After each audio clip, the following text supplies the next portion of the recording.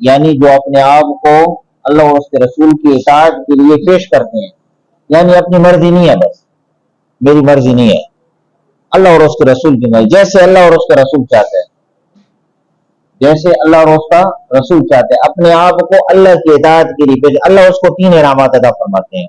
تو یہاں پر فرمایا کہ سب سے پہلا انعام اللہ اس کو کیا عطا فرمائے گا؟ یجعل لکم فرقانا۔ مفسرین نے لکھا فرقان سے مراد کیا ہے کہ اللہ رب العزت تمہیں امن عطا فرمائے گا، تمہیں امن، تمہاری اولاد کو بھی امن ہوگا، تمہارے مال کو بھی امن ہوگا، تمہارا مال بھی امن میں ہوگا، تمہاری اولاد بھی امن میں ہوگی۔ سب سے پہلا انعام جب بندہ اپنے آپ کو اللہ اور اس کے رسول کی اطاعت کے لیے حوالے کر دیتا ہے تو سب سے پہلا انعام اللہ رب العزت اس کی مال اور اولاد کی حفاظت کریں گے، اللہ اس کی مال اور اولاد کی حفاظت کریں گے۔ دوسرا انعام جو اللہ اس کو عطا فرمائیں گے، فرمایا کہ اللہ رب العزت اس کو تقوی عطا فرمائیں گے، اللہ اس کو تقوی عطا فرمائیں گے۔